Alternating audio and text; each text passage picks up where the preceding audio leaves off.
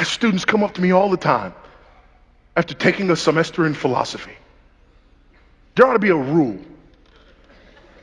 You should not be able to talk about philosophy unless you've had more than a semester of philosophy. If you haven't had any, that's fine. Talk away. But if you've had a semester, you are messed up. You'd be better off just not taking it at all. And they'll come up and they'll say things to me, and they've thought these things out. And I'm on the campus to talk about these issues and dealing with apologetics, and they want to catch me alone and ask me these questions, and they look at me and they say, I just wanted to ask you that if you believe in a God that is omnipotent and omnibenevolent, then how do you reconcile the issue of theodicy? To which I respond, took a semester of philosophy, right? Well, yes, how did you know? Because if you hadn't, you'd have just said, listen, God's so powerful and so good, how come bad stuff happens?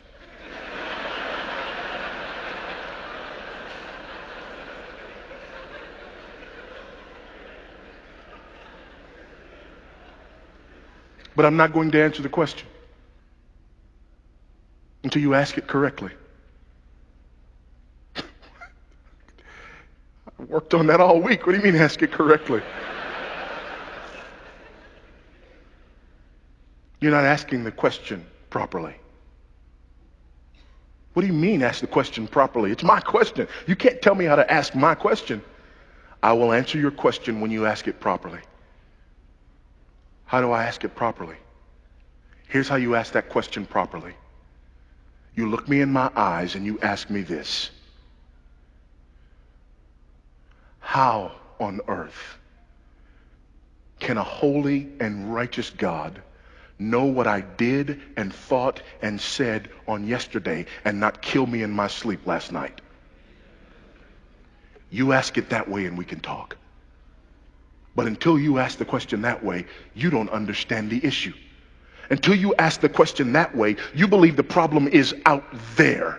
Until you ask the question that way, you believe that there are somehow some individuals who in and of themselves deserve something other than the wrath of Almighty God. Until you ask me the question that way, until you flip the script and ask the question this way and say, why is it that we are here today? Why has he not consumed and devoured each and every one of us? Why, oh God, does your judgment and your wrath tarry?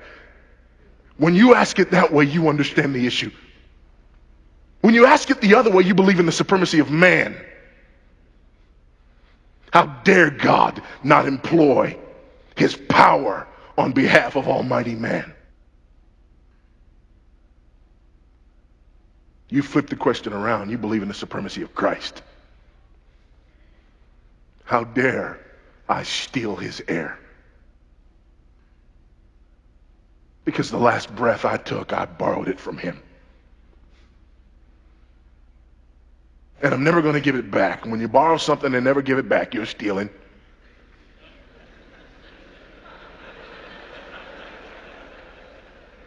Some of you need to take a moment and get right now.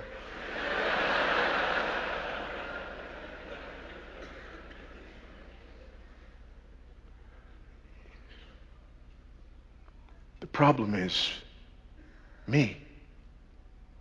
The problem is the fact that I do not acknowledge the supremacy of Christ in truth.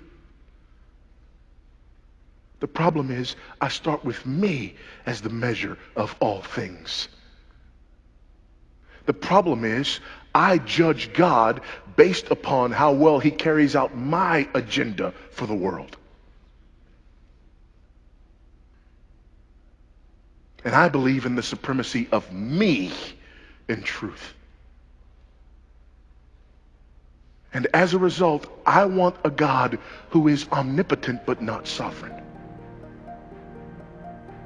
If I have a God who is omnipotent but not sovereign, I can wield his power. But if my God is both omnipotent and sovereign.